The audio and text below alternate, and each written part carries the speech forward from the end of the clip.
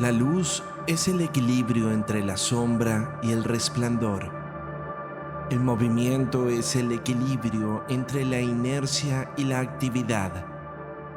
La autoridad es el equilibrio entre la libertad y el poder. La sabiduría es el equilibrio del pensamiento. La virtud es el equilibrio de los afectos. La belleza es el equilibrio de la forma. Los perfiles bellos son perfiles verdaderos, y la magnificencia de la naturaleza es el álgebra de las gracias y los esplendores. El cielo y el infierno son el equilibrio de la vida moral. El bien y el mal son el equilibrio de la libertad.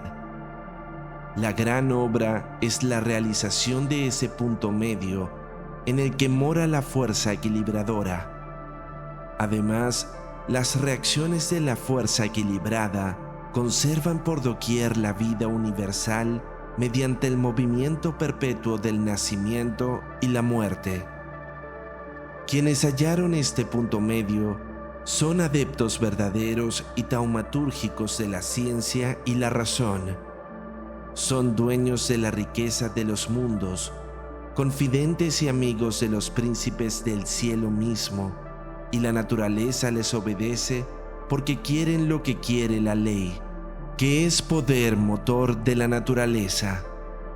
De esto habló el Salvador del mundo llamándolo Reino de los Cielos. Historia de la magia, Eliphas Levi, 1810-1875.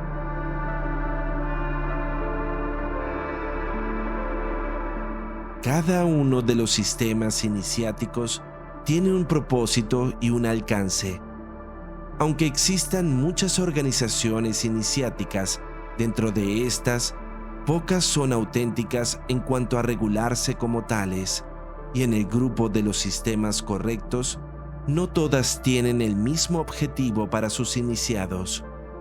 Al referirnos a la autenticidad de las organizaciones iniciáticas, decimos que lo son aquellas que tienen una coherencia interna, administrativa y organizativa, propia de una organización iniciática que, aunque tenga muchos grados, puede funcionar como cualquier grupo o sociedad en que hay estudios, los cuales en apariencia podrían estar estructurados en grados e iniciaciones, pero esto nada dice de ellas, puesto que en la práctica estas organizaciones funcionan como grupos de reunión en donde todo en su interior es virtual y no real.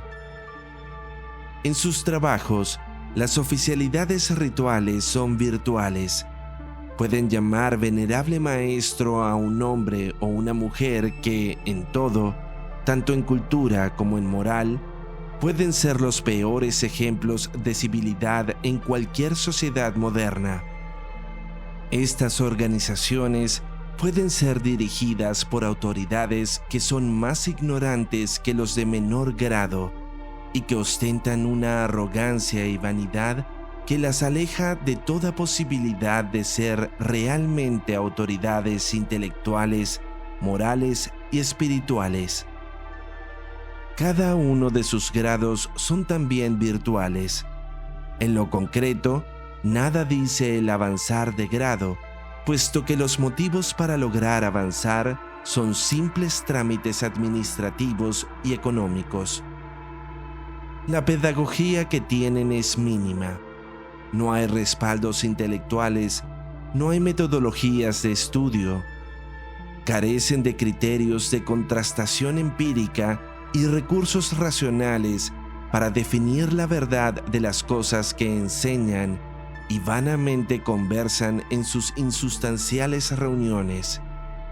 De manera que, aunque en sus estatutos y publicidad se definan como iniciáticas, no lo son, puesto que nunca las palabras y expresiones en el mercadeo publicista han creado la realidad de las cosas.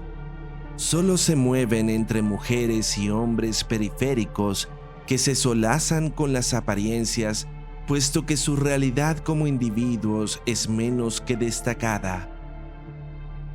Entre los grupos que en verdad son iniciáticos, pues así se organizan y procuran la coherencia organizativa conforme a ese ideal y a esa metodología. No todos lo son en el mismo sentido ni tienen los mismos fines. Hay sistemas iniciáticos que, sin ser de naturaleza esotérica, como la masonería, sí está en su original propósito el preparar a posibles candidatos a la iniciación esotérica, pero tales trabajos no está entre sus posibilidades, sino que corresponde a otro sistema de iniciación. La iniciación masónica corresponde a los trabajos preparatorios en el atrio del templo y no en el interior del templo. Su iniciación, que sigue los mismos procedimientos mistéricos de la antigüedad, busca preparar a posibles iniciados en los misterios a través de la disciplina y la corrección moral. Solo personas morales y de conducta piadosa e inmaculada pueden aspirar a mayores misterios, y este es el objetivo masónico, objetivo original e ideal, puesto que las propias obediencias masónicas se han alejado de este propósito. Cuando hablamos antes de autenticidad, esta puede estar en el sistema original, pero no necesariamente en las obediencias que aplican y se regulan por ese sistema. El caso de la francmasonería es el más paradigmático de todos, puesto que contamos con mucha bibliografía, archivos, bibliotecas especializadas en el fenómeno histórico francmasón. Por lo mismo, tenemos mucho material para analizar y profundizar. En su origen, el ideal de la francmasonería es equivalente al ideal científico y humanista de grupos que formaron, por ejemplo, la Royal Society en Londres, considerando que muchos de sus fundadores también contaron entre los primeros miembros de las logias masónicas inglesas.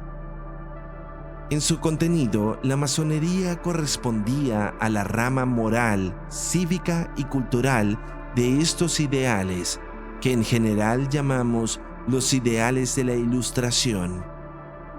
En terminología masónica, a las organizaciones que se forman bajo este ideal y lo aplican en sus trabajos, se les denomina obediencias. Estas obediencias se pueden denominar Gran Oriente, Gran Logia, Soberano Santuario, Gran Priorato, etc. El grado de adecuación, el grado de obediencia que tienen a este ideal, a esta normativa que las regula, define otro término importante en masonería, que es el de regularidad. Por regularidad masónica se entiende aquella obediencia que se adecúa al conjunto de regulaciones originales que organizan el sistema o el ideal masónico. Una obediencia que se pliegue a esta norma se le llama regular, y una obediencia que innove en esta norma o sencillamente no la cumpla en los hechos, se le denomina irregular. La regularidad masónica es una facticidad, es decir, si en los hechos se regula conforme a la norma original, entonces se es regular. Y si en los hechos no se aplica, entonces se es irregular.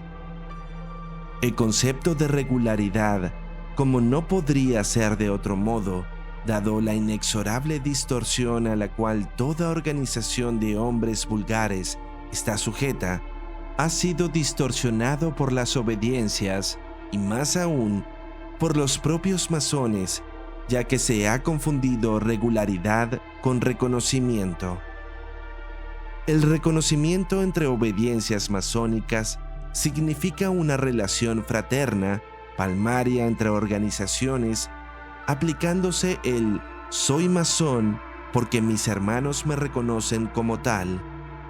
Además, las distintas obediencias pueden extender su reconocimiento y dar cartas patentes a nuevas obediencias, dándose entre ellas un trato cercano que puede o no significar actividades comunes. Al confundirse regularidad con reconocimiento, los masones piensan que una organización masónica es regular si está reconocida por una obediencia importante, principalmente la Gran Logia Unida de Inglaterra. Pero esto no es así, puesto que solo hace falta que una obediencia deje de aplicar la norma original de la masonería para que al no aplicarla ipso facto deje de ser regular, pues la regularidad es corresponder en los hechos a la norma o no corresponder. Si una obediencia, por ejemplo, acepta entre sus nuevos miembros a ateos y no creyentes, entonces de inmediato deja de ser regular, aunque siga teniendo el reconocimiento de otras obediencias por muy encumbradas que sean. Por otra parte, una obediencia nueva que no haya sido reconocida por otras y que aplique la norma masónica original y definitoria de ella misma, sí es una obediencia regular por la sola facticidad en la aplicación de la norma. Considerando esto, al menos en lo exterior, podemos juzgar la coherencia iniciática de una organización masónica respecto al sistema que dice trabajar. ¿Sería esta una auténtica organización iniciática masónica si se pliega a la tradición y a la norma que le dio origen y estableció su sentido como organización y como trabajos de iniciación? Mencionamos todo esto porque desde aquí abordaremos el tema que el destacado adepto del ocultismo moderno, Eliphas Levi, menciona en el fragmento que citamos en el inicio y que hemos extraído de su obra Historia de la Magia. Levi se refiere al equilibrio como el estado identificador de un verdadero iniciado, un adepto del misterio, quien ha alcanzado y se ha posicionado en el punto medio que reúne los opuestos y que equilibra las fuerzas del universo, tanto las fuerzas sensibles como aquellas que moran en el corazón de los hombres y les conducen en el acto moral. El dualismo fundamental se ejecuta en cada uno de los puntos de la existencia, desde los antagonismos cosmogónicos de dioses opuestos que luchan intercalándose en victorias y derrotas, como en las ordinarias decisiones a las que todo humano se enfrenta cada día. Experimentamos la división y la contradicción, oscilamos entre grandezas y bajezas, entre momentos de satisfacción y de dolor, entre el entusiasmo y la desidia, y en el choque permanente entre estos antagonismos, los hombres terminan golpeados y atontados, incapaces de lograr un equilibrio, incapaces de trascender el conflicto, puesto que tal batalla ya no solo los golpea desde las circunstancias de la vida, sino que su propia interioridad se ha convertido en un campo de batalla.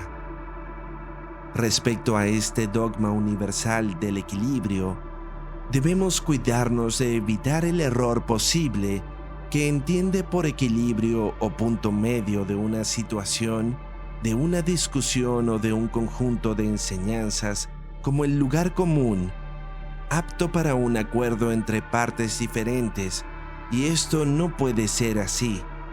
El estado de equilibrio no es un consenso, no es una mediana, no es una media o un promedio a medir según valoraciones convenientes y consensuadas. El equilibrio propio de la alta iniciación no es cuestión apta para sociólogos, para encuestas y estadísticas. Se define este equilibrio conforme a otros criterios que fundamentan, por ejemplo, la ética aristotélica que exalta el punto medio de la conducta, o las enseñanzas del Buda, que también enseña el camino del medio como guía de perfección conductual. Dentro de los sistemas de iniciación, sumando el sistema masónico, será necesario mencionar otros sistemas estrictamente mistéricos que ayuden a los hombres al logro de este equilibrio que Eliphas Levi menciona. En una segunda parte de esta publicación, nos concentraremos en estas doctrinas para desentrañar el auténtico significado de la Aurea Mediocritas y, a modo general, de la técnica iniciática que se ha aplicado para la exaltación del hombre al reino de los cielos.